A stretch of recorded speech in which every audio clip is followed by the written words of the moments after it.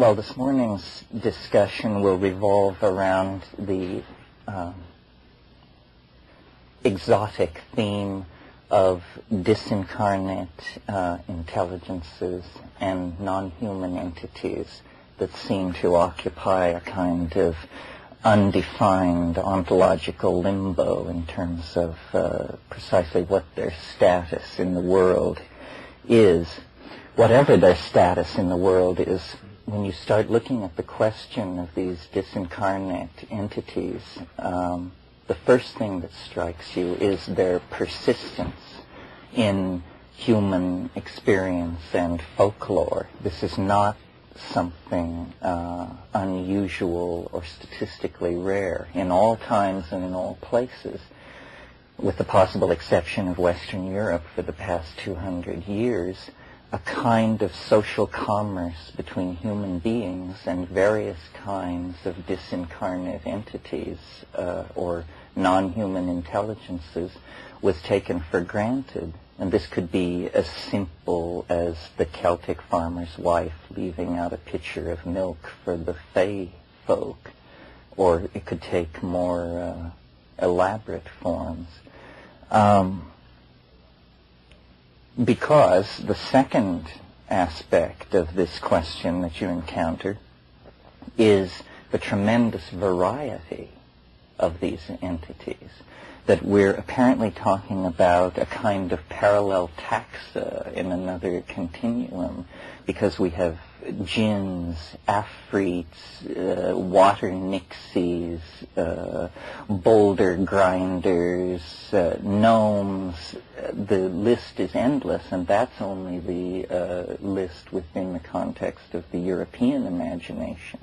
Once you add in all the various ethnic takes on the potential for non-human intelligent life forms, you have a truly vast array of peculiar creatures, all expressive of a very fundamental belief system that seems to be inimical to the human condition. Well, before we get into the history of this idea, it might be good to simply review the logical options that are open to us in examining a phenomenon of this sort. And I take the logical options to be basically three: that these entities are in some sense, or that some of these entities are rare but physical, and they sort of operate somewhere between the coelacanth and the Bigfoot. It potentially could be imagined moving from the realm of mythology into the realm of established zoological or botanical fact. And this has in fact happened in some fairly unspectacular cases. This is certainly the least interesting. But for example, the Yeti is a creature which refuses to declare whether it is simply a rare member of the ordinary taxa of this planet or something quite different. The second option that lies before us when we look at the ontological status of these entities is what I would think of as the Jungian position. And to demonstrate it, I'll simply quote Jung on the subject of sprites and elementals. He calls them autonomous fragments of psychic energy which have temporarily escaped from the controlling power of the ego. In other words, this is what I would call the mentalist reductionist approach to disincarnate entities and intelligences. It's saying they are somehow part and parcel of our own minds, and their existence is dependent upon our conceiving them as objects in our imagination, however pathologically expressed. In other words, the humanist position that all God's entities are merely projections of our own minds. Exactly, exactly. The projection, escaped escaped from the controlling force of the ego. It's a wonderful image. And then the third and obviously more interesting but fraught with argumentative pitfalls is that these are, one, non-physical, and two, autonomous in their existence in some sense. In other words, that they actually do carry on an existence independent of their being perceived by human beings. And then, and this is the position, the classical position of those who have had the largest amount of experience dealing with these entities, which are shamans, ecstatics, and so-called sensitive or edge types in all kinds of social situations. This position, which is the most, in a sense, elegant and commiserate with the evidence that they are in fact autonomous and non-physical, nevertheless poses a tremendous barrier for the scientific and Western mind, because the eradication of spirit from the visible world has been a project prosecuted with great zeal, concomitant to the rise of modern science. And the admission that that project overlooked something as fundamental as a communicating intelligent agency co-present with us on this planet would be more than a dangerous admission of the failure of an intellectual method. It would pretty much seal the bankruptcy of an intellectual method. So science has handled this problem by creating a tiny subset within its vast mansion of concerns called schizophrenia.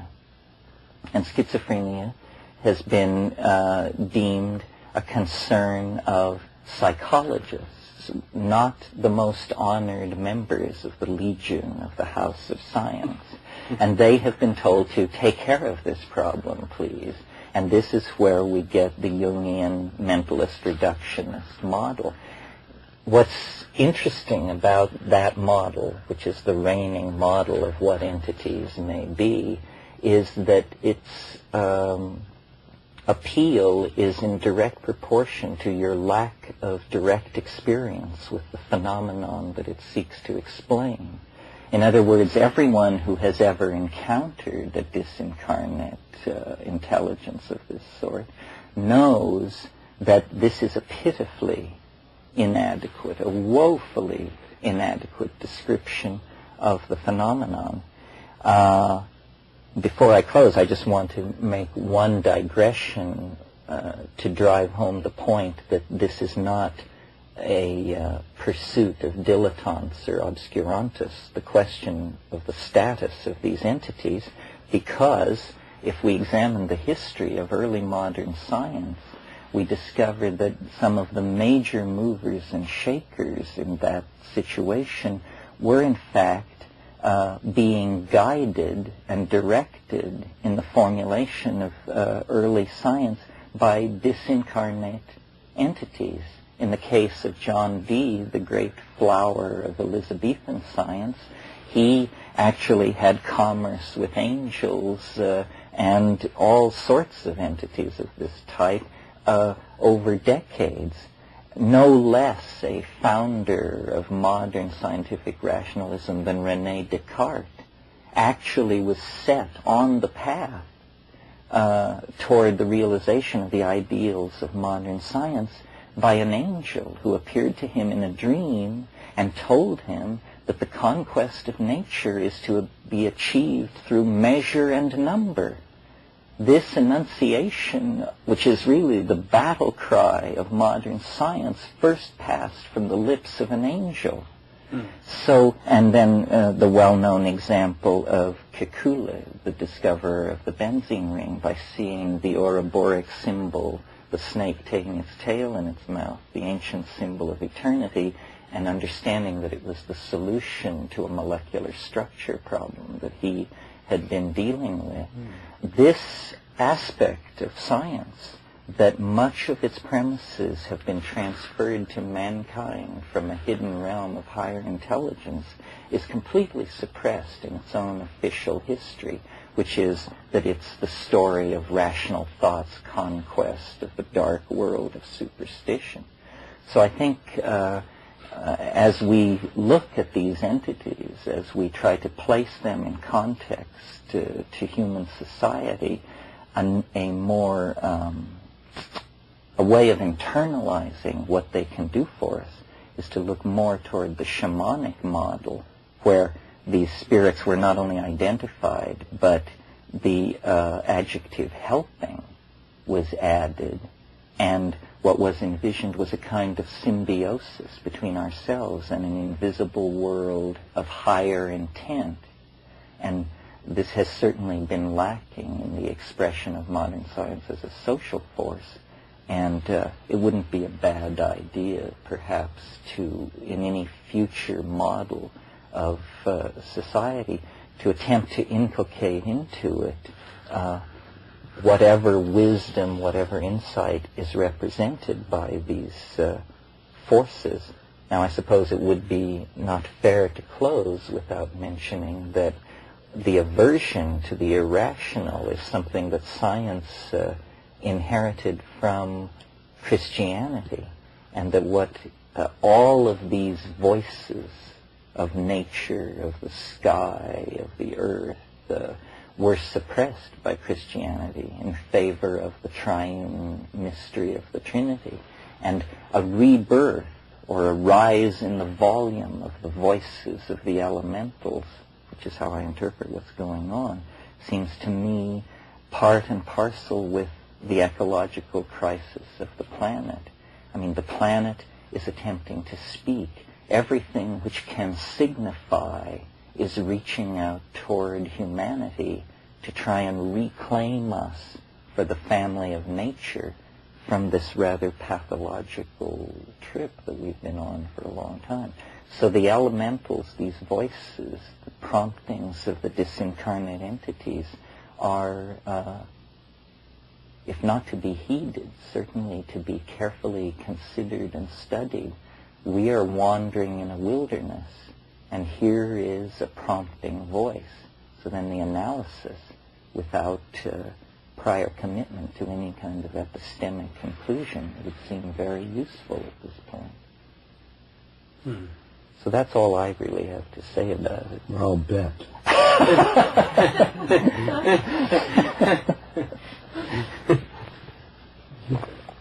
Well, I think this is very modest, Terence, that you have given the survey of these different views. Actually, we have our own view as we'll evolve in these next minutes. So I'd like to attempt to give a rocket boost into our own sphere here to get started. And I'll try a model, a sort of a mathematical model, which I think we're all close to, and that is the Trinity of early Christianity, which came from directly from the Neoplatonic. This is the one called not the Father, the Son, and the Holy Ghost, but the body, the soul, and the spirit.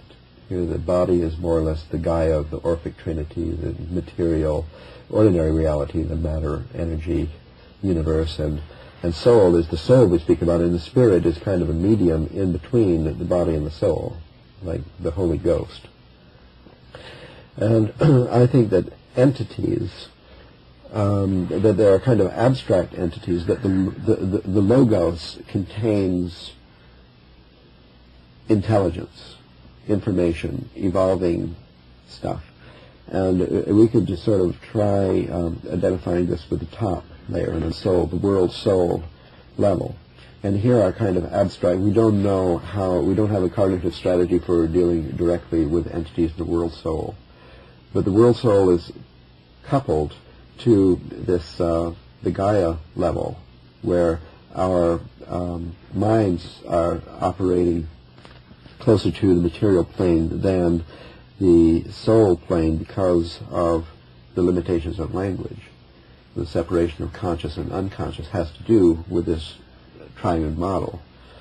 So as an abstract entity, difficult to cognate because of its complexity in the multidimensional spheres of the world soul, reaches down, propagates through the spirit, which is a kind of like an electromagnetic field, a medium, you see, extending between these parallel planes or concentric spheres of soul and individual mind, then it comes more and more into cognitive forms which belong to our mind in its evolution in the sense of morphogenetic field. And then it gets into representations which are culturally dependent, such as fairies, dakinis, and elementals, and so on. So this is just a background model where I think we're closer than, this is closest to 3 of your list, the non-physical but real, but it also allows for a kind of a spectrum of different forms of what are essentially the same entities, and that their representation, they might be timeless more or less, in the celestial sphere, as it were, but their cognitive map into our own consciousness, dependent on our paradigm, our worldview, and so on, is evolving. And for this reason you get in different cultures the elves, the fairies, the pantheon of gods, and so on. And particularly in the Christian, even though this triune model was made illegal, I think it was in 879 in the Council of Byzantium that the spirit was made illegal, and then we went from 3 to 2, so there's only body and soul. For this reason that no one nowadays, this is I think the reason why no one knows the difference between spirit and soul and thinks that they're the same. When we talk about spiritual, the inspiration, bringing down the spirit into the world, which we need now because our society's had an expiration over the past 200 years, as you said. In order to have an inspiration, we have to know what is spirit and what is soul, if they're not the same. And we need to learn this model or some other model if there is one more appropriate to our time. So I think that this is a context in which we could place in parallel and with full validity all of these different representations. And in this list, in your initial taxonomy, I think we should include the saints and saintesses of the Christian and the Catholic religion, because in spite of the one God, the Yahweh theme of the Judeo-Christian tradition, there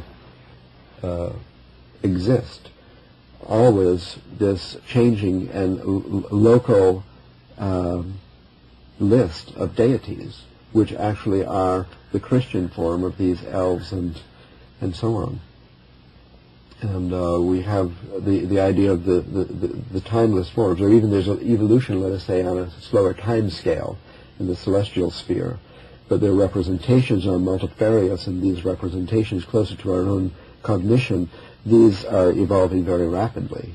Now we have the different time scales, kind of like mathematical physics, that we can deal with in discussing this. That makes possible, in other words, to make identifications between an earth spirit of this culture and an earth spirit of that culture, as in the diffusion of mythology there is what Jung called archetypes, just suggests that different layers in a spectrum of reality or particularness or individuality of these things. Well, one of the things that you have to wonder, if you go for that it's a non-physical, autonomous entity of some sort, then that raises another set of questions, which is it a non-physical, autonomous entity unrelated to us except by the fact that we can share the same communication space? Or is it in fact somehow related to our own existence, not in the sense of being dependent upon it or maintained by it, but all this talk of soul and spirit leads then to the question of the relationship of the dead to these disincarnate entities. It's very interesting. Did you know that the dogma of purgatory in Christian theology was not created by theologians in Rome?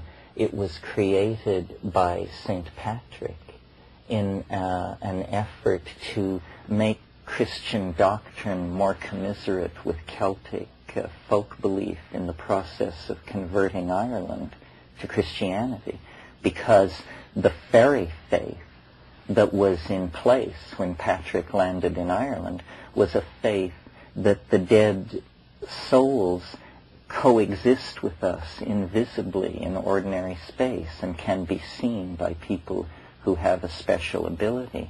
And he took that notion and turned it into purgatory, and it was so successful in the conversion of Ireland that later councils wrote that into general church dogma. But it was a genuflection to the Celtic folk belief in this way station of souls that was all around them. And of course we've not mentioned that for modern people the major tool for contacting these entities in any kind of controllable fashion is psychedelic compounds, especially DMT and tryptamines. And those sort of experiences seem to line up pretty well with the Celtic folklore concerning the habits, humor, style, and presentational mode of these entities, or at least a class of these entities, the little people class of these entities. Well, of course, the Celtic people came from Eastern Europe, and they had contact with the cradle of civilization, as it's called, or they were the cradle of civilization. And the view of the underworld introduced into church canon by St. Patrick would have already in the Sumerian, Babylonian, Ugaritic models. The Sumerian myth of Inanna and Dumuzi, for example. You have Inanna goes to the underworld and speaks with her sister Ereshkigal, who is the queen of the underworld. So somehow this is very old. The land of the dead, the journey of the dead. I mean, we're touching really deep stuff here. Çatalhöyük, there are all these skeletons were stuffed under the house that evidently were left outside in the prairie to decompose, and when nothing but bones were left, they were like folded up in convenient bundles, tied and stuffed under the house. So this is an example of one aspect, the mythological side, the birth and death, the deepest layers of the fairy tradition. But in my model of the spirit between the mundane and the celestial spheres, I think that there is a prehistory going back much deeper, in which this was more or less light, metaphors of light and so on that were particularized in human form, near human form, and whatever forms were reasonable in a given culture, then in whatever language of form is available in the mind of that culture, then these entities would have to materialize in those forms. And I think that the underworld, even though it goes back at least 2,000 years to Sumer, is a displacement from this middle between us and the sky, that some bit of sky, you see, was brought low. And this has to do with the patriarchal takeover and the creation of the unconscious to begin with, that something was essentially made bad in the perpetual difficulty of our species in dealing with the birth and death experiences.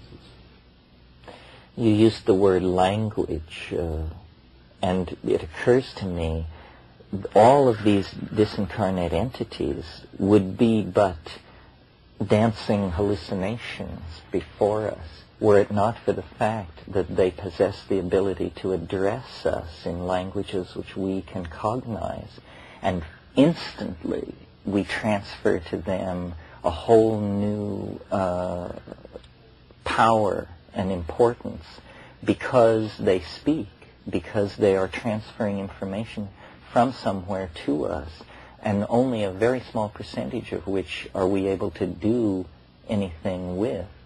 And I wonder exactly what this is about. The traditional notion, and I'm sort of restricting myself now to the no-melf end of this, is that they are artificers of some sort. They are master artisans working in metals and with jewels and that sort of thing.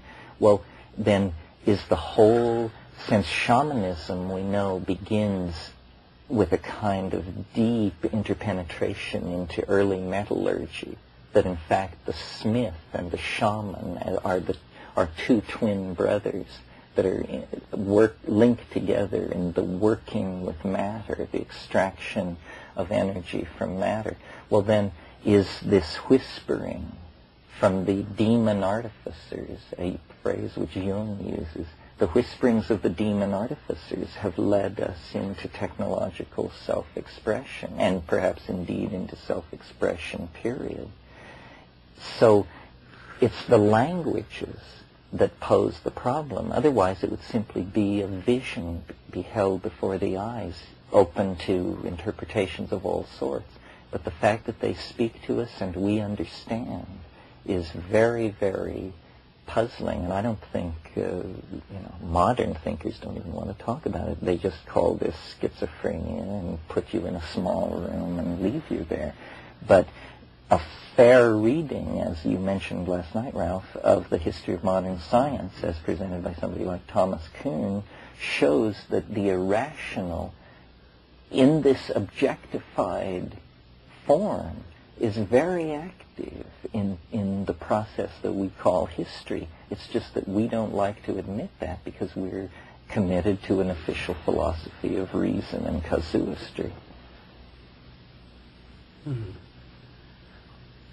We have two different models going on here in information transmission, as it were. There's the horizontal theory of cultural diffusion, where, for example, since you mentioned that these entities are artisans in metal, then perhaps we learn metalworking from them. So the Chalcolithic revolution or the agricultural revolution, we see that it took place in one part of the world later than another part. It suggests an outgoing circle wave of transmission. The agricultural revolution in Britain was in 3500 BC, in France in 4500 BC, in Anatolia in 7000 BC, and so on. So not only it moves slowly, it's been tracked by archaeologists and so on. This is the horizontal theory. On the other hand, if we need for our future evolution and for our past history as well that brought us successfully to this point, to have inspiration, to make shamanistic journeys, to travel vertically, and to go into the world of the spirit, reaching out joyously toward the celestial sphere, where some of this information we need has been stored up somehow, or is in a process of evolution.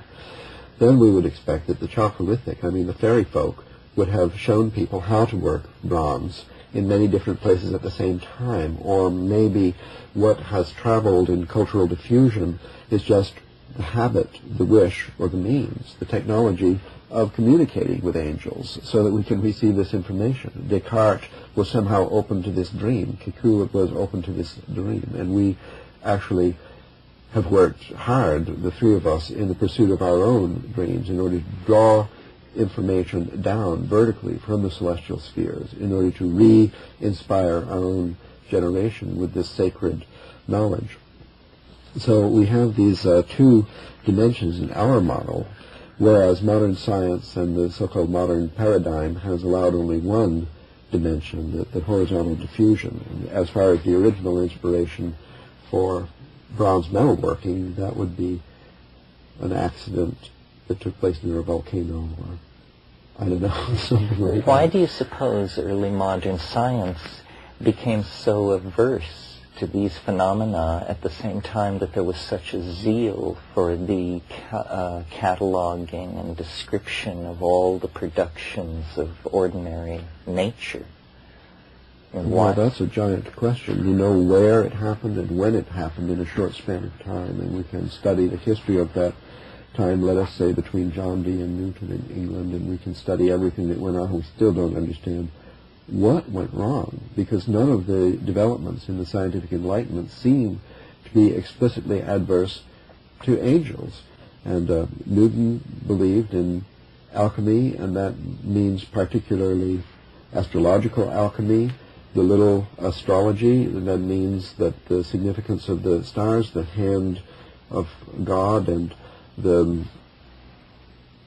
reality of the Trinity, the full Trinity, that means the body, the soul, the spirit, and and so on. At the same time, Descartes and Newton, that we frequently blame for our mechanistic paradigm and so on, they were full of the spirit themselves, yet they daren't speak because of the examples of fascist terrorism all around them, and what had happened to other people who spoke.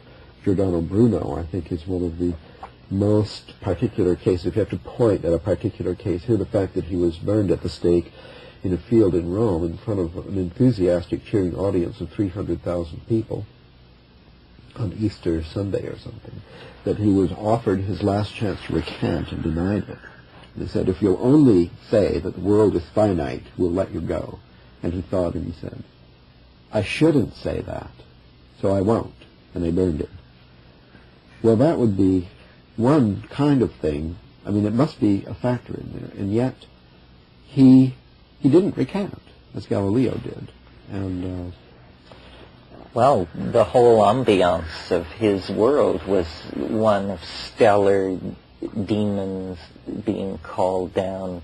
And this was how Renaissance magic worked, was by the communication with these stellar demons, they were called, and the lining up of resonant incenses, minerals, colors to draw these things down.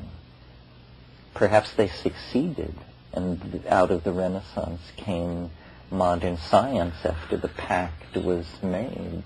Starting with an astronomical revolution. Yeah. And, I mean, for me the question seems to be, are these classes of entity that one can experience, and which I think principally are experienced by most people in the realm of dreams?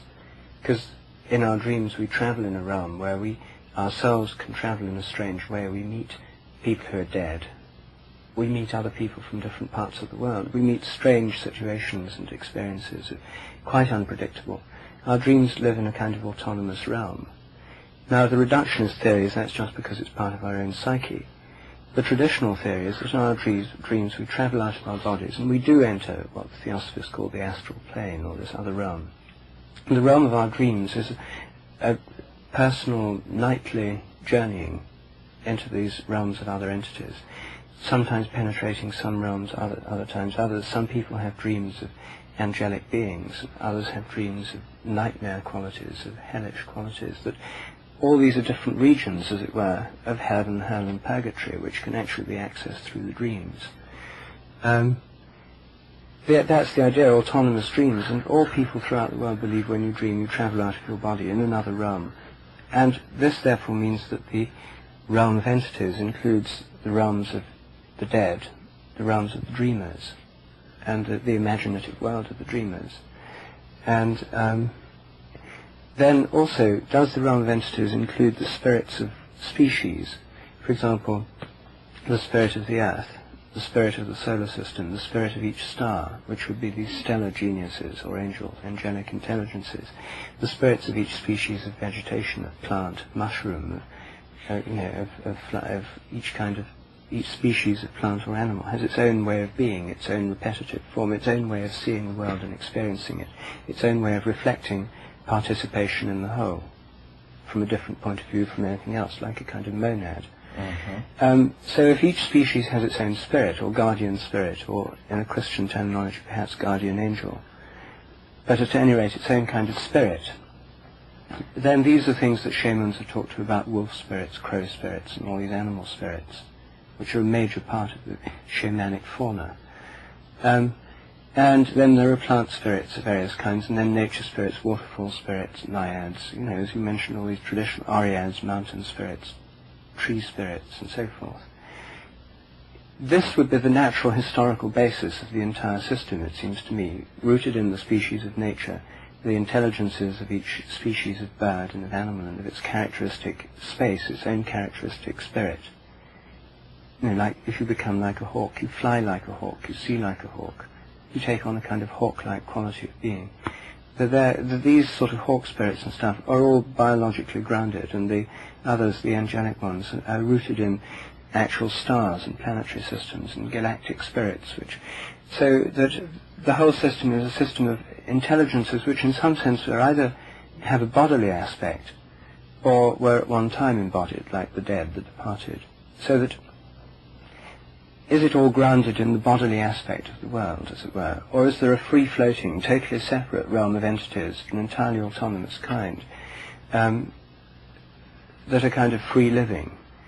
Now, it seems to me that Ralph's model of the world soul and the world imagination would admit either of these possibilities.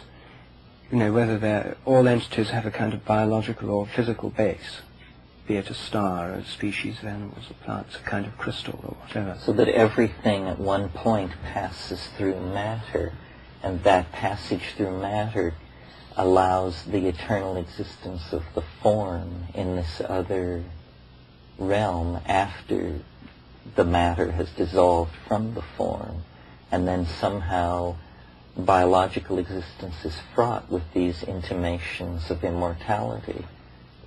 Who knows why? I mean, we just pick up on our own destiny, as it were, and it lies in this animate but disincarnate realm. Yes. Well, that would be a very happy scenario. I would rather speak of animal souls than animal spirits, and so on, preserving a soul for somehow the ultimate end of the great chain of being. And spirit may be, which is some sort of elastic medium connecting it all up. It might be the venue of our travels in dreams and shamanistic journeys and so on, because maybe we cannot reach, not in consciousness anyway, all the way to the soul. We have visions of the Logos that may be very close to the soul. On the soul level, certainly it's all connected up and all is one, as in the Oversoul of Emerson and Thoreau and so on. There's a great pancake in the sky, which may participate in the material world by ripping off a piece of it, rips off, and then incarnates in a blob of protoplasm or something, as a bad habit is this incarnation, like our eating meat or something. But in this view, which I think is the essence of the Hermetic tradition, everything has soul. Spirit is just spirit. It's like air, but everything has soul. Animals have soul. Rocks have soul. The souls are permanent. Their occupation in a rock or in a tree is temporary. The interaction between these different planes is one of a resonant wave phenomenon that has at different places along the great chain, has more or less of the particulate aspect of ordinary reality, where we are beings should be a connected, geometric object, for example, is only here and there. Other places it's all spread out like moving wallpaper. So in this view, our kind of hermetic view, we have our greatest opportunity to understand ourselves, our history, and I think to take a stance for a real future, because the history on this scale of the world soul, the morphogenesis, first this biological life on planet Earth is very recent in the global time scale, whether you believe in the Big Bang and the scientific creation myth or not. That certainly the morphogenesis of the stars, I mean, these entities that have taken from time to time in their history incarnation in constellations in the sky or whatever, they long preceded. They have a whole lot more experience. And the incarnation in the atmosphere at the moment when they decided to have oxygen. How was this? I mean, here's a great catastrophe in our evolution, which is not quite explained. The chicken and the egg problem in this evolutionary great step. We got the oxygen. It has something to do with the incarnation of a whim of spirit, of imagination on the level of the world soul, decided to screw around with the organisms in the ocean on planet Earth and create oxygen and see what happened. And all of this has enormous history compared to the extreme youth of our incarnation in animal, mammalian bodies and human bodies and the development of language and so on. So in traveling up the great chain of being toward the world soul, we're getting in touch with these things which must precede any capability we have of verbalization or understanding of mammalian experience and so on. And yet they do seem to reach out for contact. And then they try, I suppose, to learn our language and communicate, as the corn circles in England, for example, apparently are a kind of a semiotic, where a cornfield as an organism of the world soul, or the Gaian soul, let us say, to particularize to planet Earth, the Gaian soul is trying to speak to us and find some language, so developing an alphabet little by little, just as we developed cuneiform. You see, I think the best theory of them really would be that, as Ralph says, it's the world soul communicating to us. But if it turned out that, in fact, it were exactly what the most persuaded school of rationalist explainers believes it is, namely whirlwinds of a particularly focused kind, you suddenly discover they're right. Suddenly whirlwinds can take on entirely new patterns of focus and write new patterns in the sort that there's a kind of spirit behind the whirlwind that really expresses itself. Well, as many traditions have always believed. The spiraline form of the whirlwind, a whirlwind is probably an extremely complex, organized entity.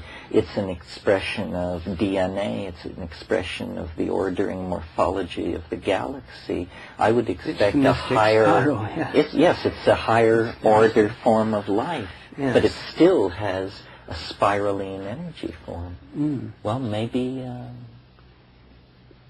some kind of breakthrough is not far away. When these facts I recited about the early modern science and how all these guys were shaped in their ideas by converse with these entities, what would it be like to take that notion seriously enough to actually open a kind of embassy to the invisible, so that we could have commerce and treaties and exchange of patents and yes, that the shamans are ambassadors. Well, that must be what in fact is going on, but what you need to do is bring a lot to it. I mean, if you understand the differential calculus and the theory of hyperfine reactions, you may be able to work out a different treaty than if all you understand is blowguns and canoe manufacture. Well, that's where mathematical modelling comes in, as Ralph must be thinking. Well, I confess that I do have in mind a mathematical model for the world soul, spirit, and the mundane that I would like to run as a video game in arcades or at Disneyland or something. Because the bad habits of science in the past 400 years have had the unfortunate effect of depriving us of a mathematical model of the spirit and the soul, and therefore our understanding of the material world is just because of these peculiar selection, the selectivity of scientists as it evolved, that neglected the spirit world as far as modeling is concerned. So our understanding could be advanced. I mean, our understanding is somewhere, it's not nowhere, because we have ideas of fairies, angels, saints, and so on. I wonder how accurate and reliable the maps are that the occultists have accumulated in their fashion over the past couple of hundred years. I remember when I first read A.E. Waite's Ceremonial Magic, what struck me was that there were lieutenants, generals, majors. They were assigned different medals. Each had its own sigil. Each had its own dedicated incenses that were to be burned and special I'll tell you the days. history of that. You probably know it.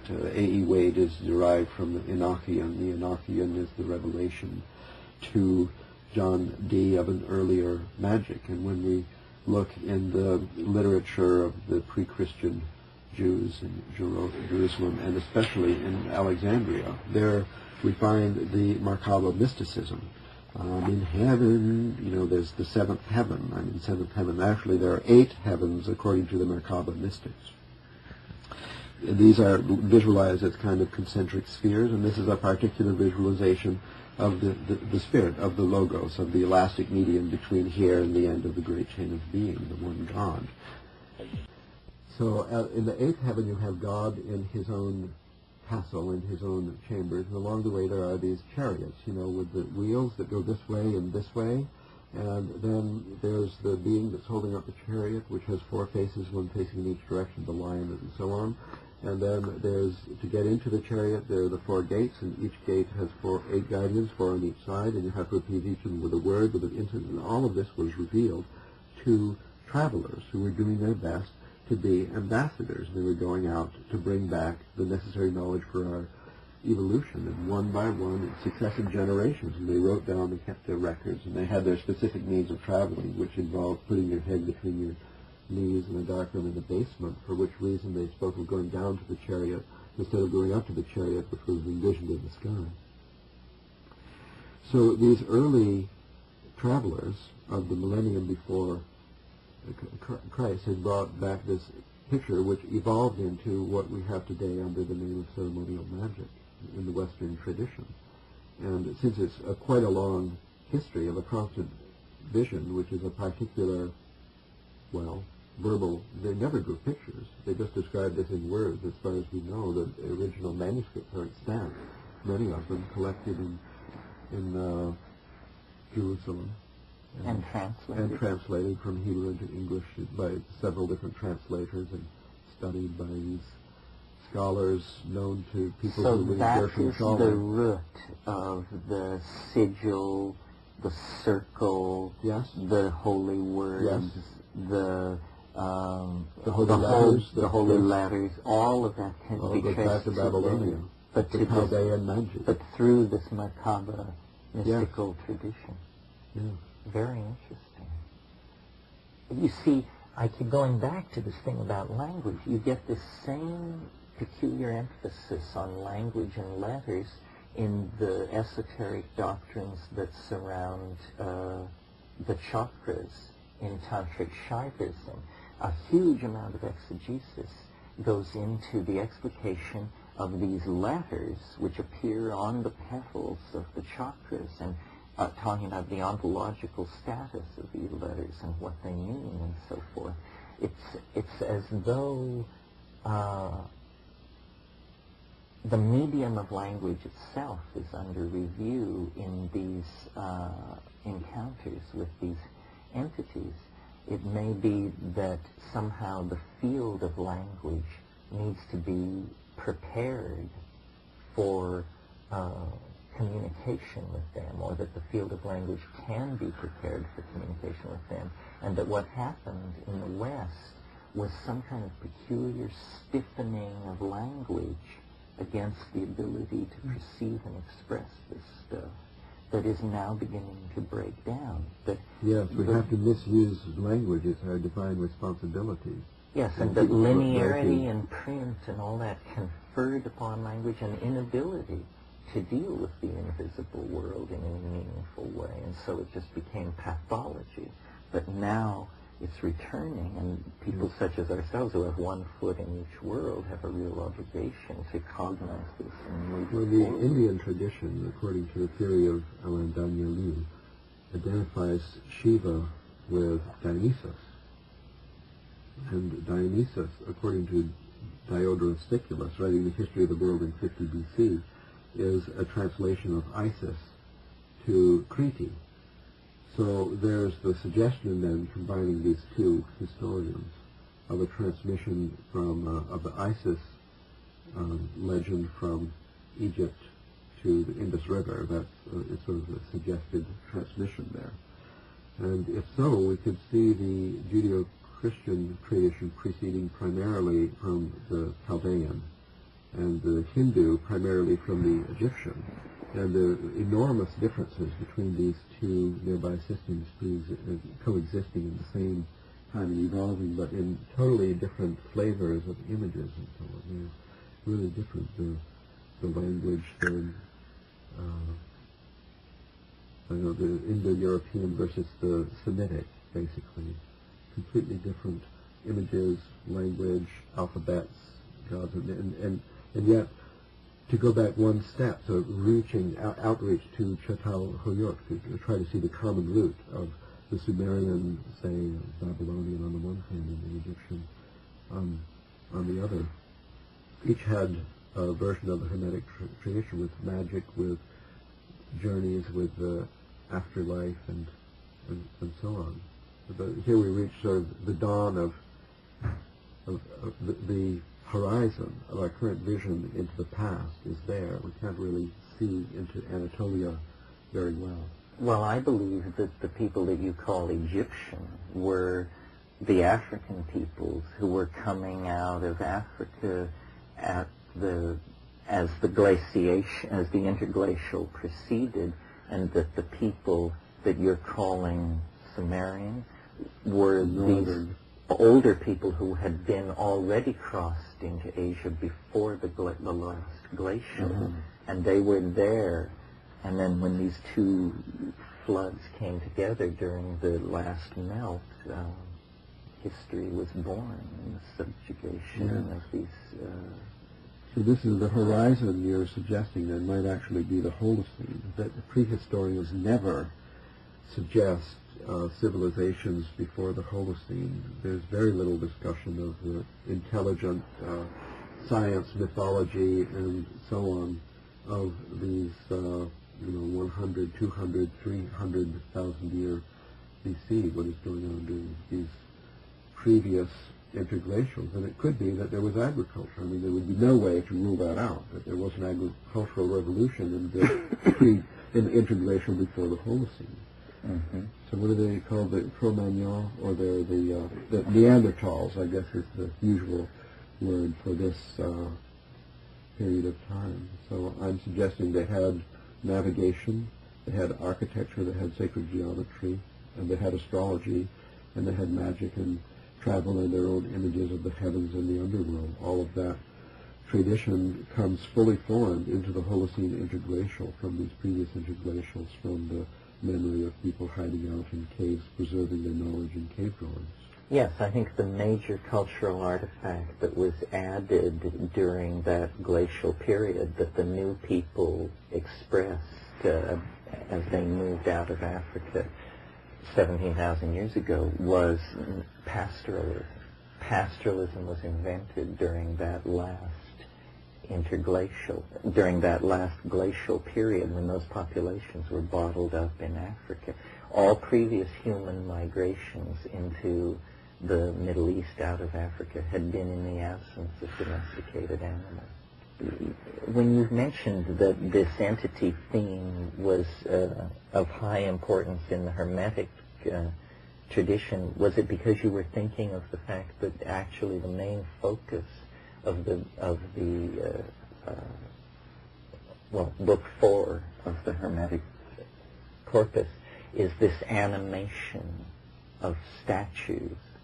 This was a major concern in the early Hermetic tradition, was to somehow draw the stellar demon down into a simulacrum from which it could then articulate. Yes, this is a high technology of beyond communication, assisting in the intervention, talking about embassies. Embassies were temples, and if we were going to think about someday a new society, a world order, what education would be, what rituals would be, and so on, I think we should take count of the fact that our culture had evolved around rituals, that they were very important guiding centers, particularly the Akitu festival, the paradigmatic New Year's festival that was celebrated annually in Babylonia for 13 years, for 2,000 years without missing a beat. This had certain basic elements which characterize our whole history, most particularly the sacred marriage and the sacred procession. The sacred marriage was the obtaining for a temporary contract for 1 year between the king, that is to say the social organization of humans in this city-state, with divine god and goddess essentially in charge of prosperity, crops and so on. So that contract was renewed for a year in the New Year's festival, in the sacred marriage, which was kind of a ritual that was played out with actors and actresses, but the role of the king was actually played by the king, who actually took his power from the ritual. Then the sacred procession had to do with the Hermetic empowerment of the statues of gods and goddesses, which included a lot of animals, mushrooms, and so on. And then these were paraded in a circle tour through the town and everything. And one of the days, usually these festivals lasted 11 days. It was plenty of time to do a lot of stuff. In fact, Egypt had more festivals than days in the year. It wasn't necessary to go to them. The priests and priestesses did the work for you. You can just keep on working. But every day, one of the temples in one of the cities of Egypt would be having one of these things where they're doing the work for you. And it involved the magical empowerment of these statues. And the main theme was celestial magic. I mean, it was the incorporation or the bringing down the inspiration of Gaia with celestial themes, intelligence, and powers, understanding Gaia as a younger entity than a celestial sphere. I would see that as the key theory, if there is one, in the Hermetic corpus. And the reason why a lot of people nowadays practicing magic are specializing in star magic and trying to reconstruct it from the corrupt mythology of Western astrology. So then, what personal experience do we have of entities? I mean, if there are star spirits, as I believe perfectly possible, and I think it's very likely you could invoke them by various kinds of magic, and you could somehow connect with the star, and I think to do that you'd have to look at it. I don't think it's any good doing this just from books. I think you have to lie into the sky and actually connect with the star through the line of sight, or do it through a mirror or whatever, but you have to look at it. Then, if that's possible, what kind of information would such beings impart? We know that they thought that Sirius had particular things, Aldebaran, various stars had particular properties, and Sir Algol was a dangerous one. So there were these widespread beliefs about the properties of particular stars, and then there were hosts of lesser stars, and in fact most books on angels and most accounts of angels describe them as innumerable, as the stars are. And the connection of angels and stars is made very explicit in Christian tradition. So there's one class of spirits associated with stars. Now, have you ever met one? And if we haven't met one, which I haven't, could we, or would we want to try and meet one by carrying out an appropriate ceremony, invocation, in a suitably receptive pharmacological state, or whatever? Well, with the proviso suitable pharmacological state, I think suddenly the stage becomes crowded with stellar demons, earth demons, and what have you. But do you know for sure that they're stellar demons? Have you ever connected your experience of a stellar demon with directly looking at its resident star and connecting through the senses? We do have this experience in a limited way. Among the stars, there are all these asterisms, which are among our most ancient knowledge. And I think pictograms, petroglyphs, and so on, in many cases are drawings of asterisms. It's sort of like a Rorschach when you look at the sky, and there are all these dots, and you could connect them up any way. When there's a tradition of connecting them up in a certain way, then you have an astrological tradition. So mythology, I mean, there's star mythology, is all of the Greek myths, for example, are projected into the sky in these asterisms, or what we call constellations. Mm. So mythology is suggested that myth is from mythos. Mythos meant the lyrics, the words of the song from the rituals, and that the myths gained the power they now have in our conscious and unconscious lives through their secondary role in the ritual, which I think the ritual and the myth together as part of our tradition is one of the most important things for us to regain. And these old rituals were actually the bringing down, I mean, the place where star magic was worked successfully to empower our evolution. Our own experience, like my experience of watching the sky and trying to figure out the asterisms, have only been going on for 2 or 3 years. However, in all of these astrological systems that we know, the wanderers are particularly important, and most important, the sun and the moon.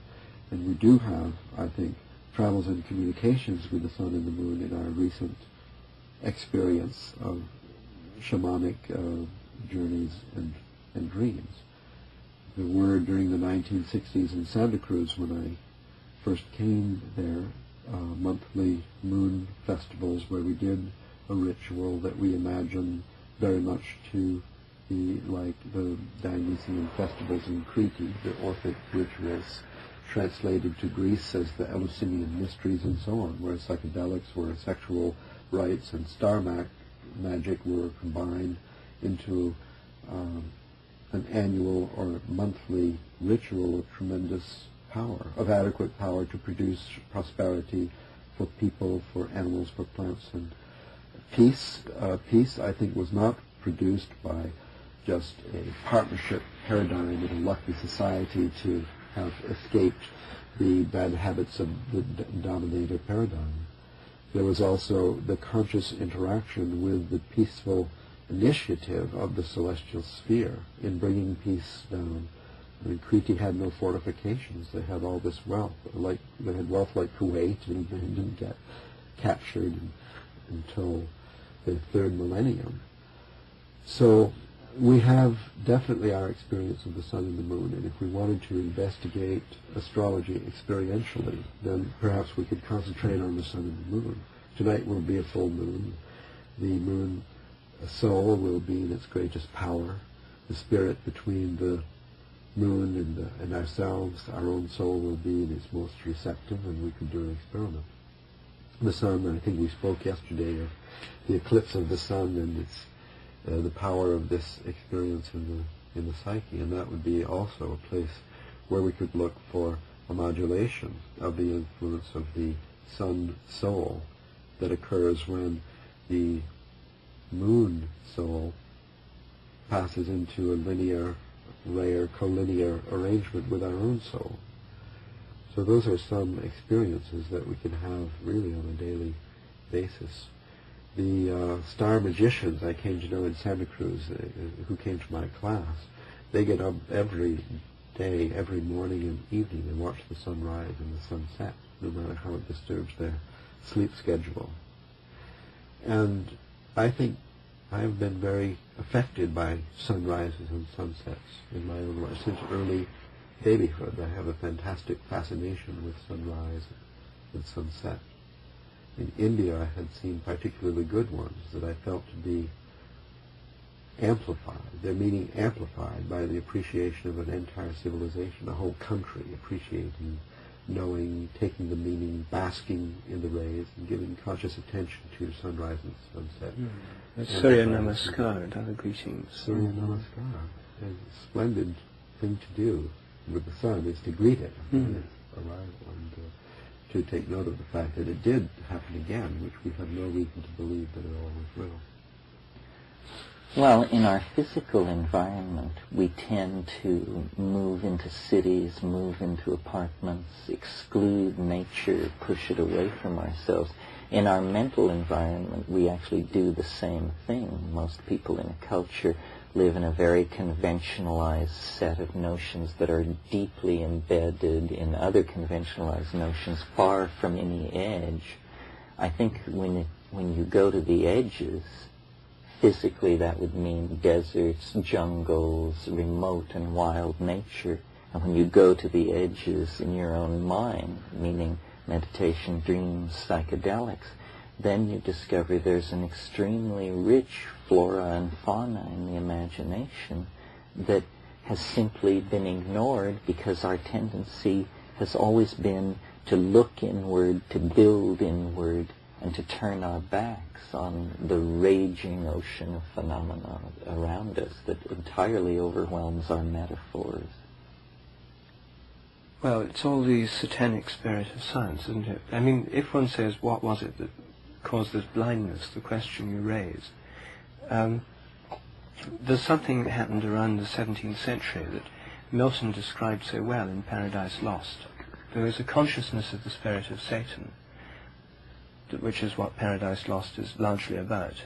And there's also a taxonomy of the various demons and fallen angels, which act as malevolent powers that somehow influence things like Mammon, the demon of commercial greed. So if Mammon is worshipped, then you have a whole society that's motivated by money, Mammon's instrument, and entirely under the influence of commercial greed, as our own is obviously, to a very large extent. So here's this personification of Satan, and the primary sin of Satan is pride, turning away from God and declaring his own self-sufficiency. Well, this is precisely the beginning of turning away from God and the angelic and the whole spirit realm and declaring the self-sufficiency of man. It's the humanist illusion. Mm-hmm. So you then have this humanist point of view, and then from that all gods, demons, everything else become projections of the human mind, which now becomes a kind of geocentric universe. I mean, it's like the old geocentric model. You even get it in Ficino, who says man is the measure of all things, when actually the order of intelligence could have been the measure of all things. Exactly, it's humanism. Mm-hmm. And it's this putting man at the center. That's why this adopting this alternative position of recognizing all the living, of animism, again recognizing the living spirit of all nature and living souls of all nature, is profoundly repugnant to humanism, but yet is the common ground of all human civilization, thought and tradition, apart from this deviation that we're thinking about now. So this blinding is a kind of satanic pride, and the spirit of Satan is the spirit of self-sufficiency, of being in charge, and denial and the spirit of denial of the whole other realm. Like in Goethe's Faust, I mean Faust being the paradigm scientist, selling his soul to the devil in return for unlimited knowledge and power, the paradigm of the entire process. By selling it through ceremonial magic, he invokes Mephistopheles. So the guiding spirit of modern science, according to the Faust myth, is a demon. It's in fact a satanic demon, a fallen angel, Mephistopheles.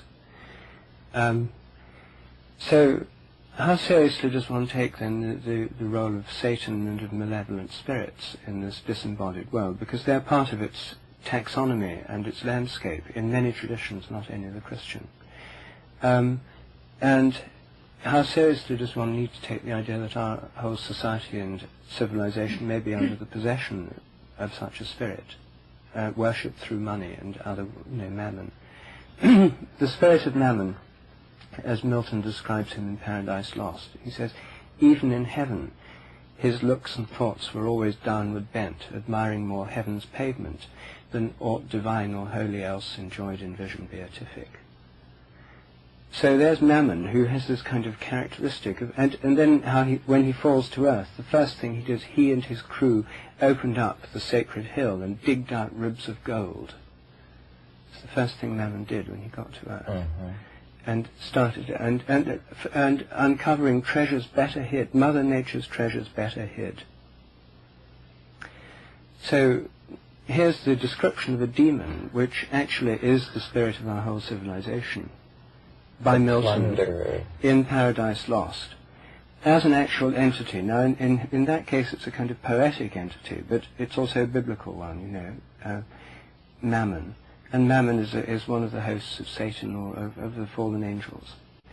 So there's this idea of these malevolent powers that goes back much. In every society you get these malevolent, jinns and deceptive spirits and dangerous entities of a kind of, in some sense, autonomous, but in some other sense related to some historical process involving human beings.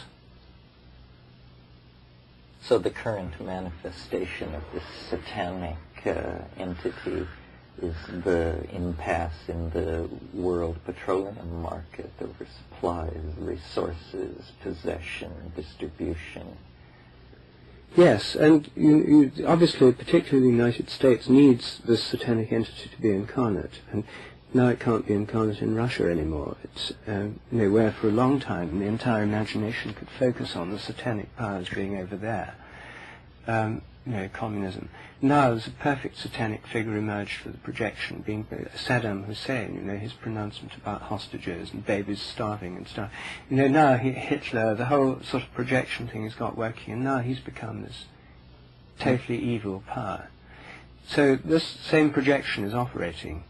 And the question is, one thing that does is blind us to the satanic powers within our own civilization. And if we take seriously these entities, how much can we admit the possibility that there are these malevolent entities like Mammon or satanic powers or fallen angels, which are actually guiding and perverting the progress of science and technology, which are actually intervening and conducting in many respects the ways of the world, through influence on people, through inspiration, putting ideas in people's minds, which is how these things work. And actually channeling or directing a large portion of human history. You then get back to the classic scenario that there are some people whose consciousness goes beyond that, who are fighting on the side of the light, and you get a standard good versus evil, celestial struggle, like the Great War in Heaven, being acted out on Earth. And for a lot of people that's a very plausible picture. I mean, for these Amazonian ayahuasca Christians, the idea that Satan has taken on the force of, like the great dragon, is coming into the forest, devouring it and burning it, as prophecies foretold.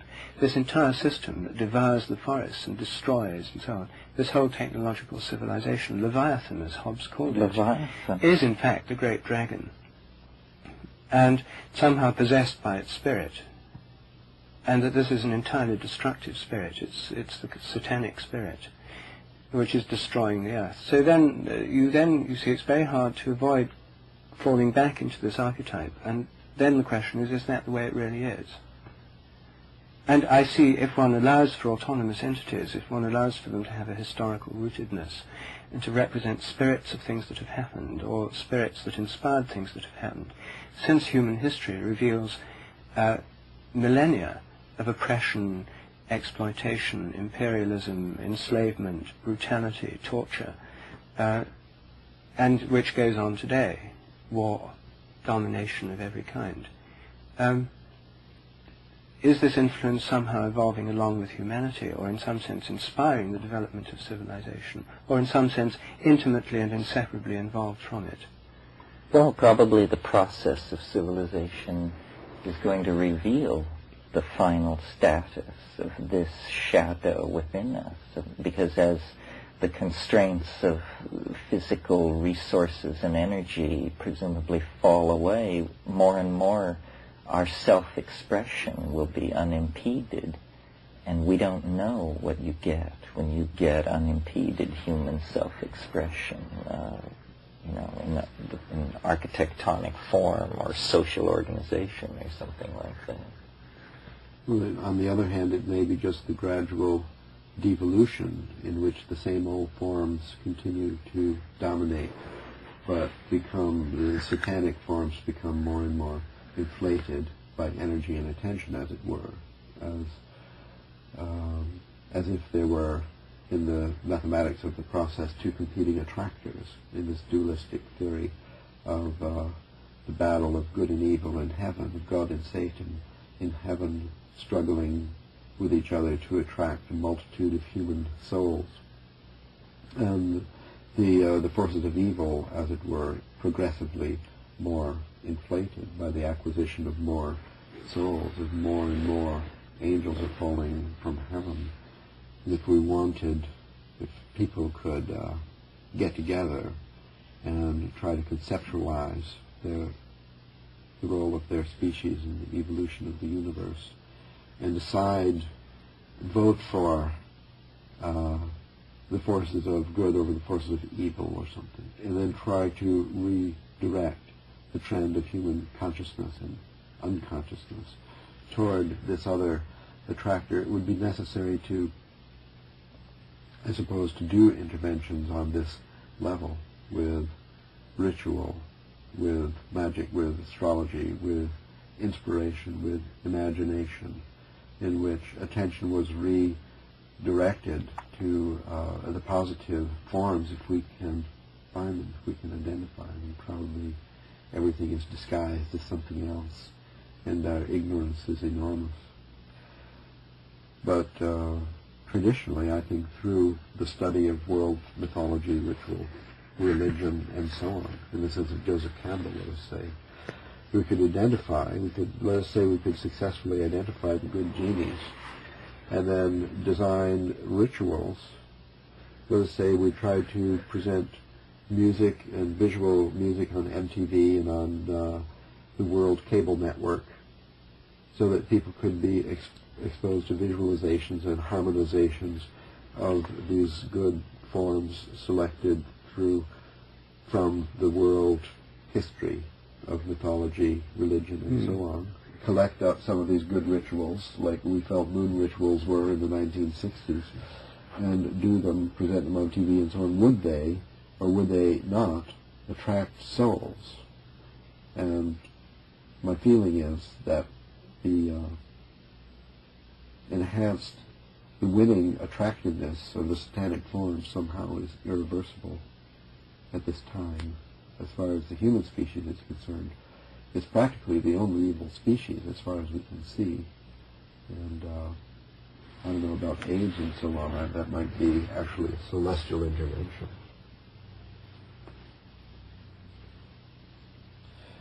The evil forms, the satanic images, have been most successful with people, at least during this patriarchal time of the past 6,000 years, which seems to coincide with the dawn of history. So we don't even know exactly what preceded in the early history of our species.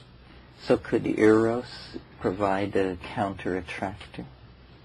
Well, I would think so. It's a fantastic. It's more interesting than evil. It's still, well, the forces of evil, of course, have adopted every attractor, like mammon. I mean, money is perhaps not necessarily bad, and prosperity is not necessarily bad, but it seems to have been engulfed by the forces of evil. Likewise, sexual images are used extensively and have become almost totally identified with evil. So the shadow side of sexuality in our culture has dominated. So how could that be reclaimed? How could you even begin that? I think we'd have to ask the stars for guidance.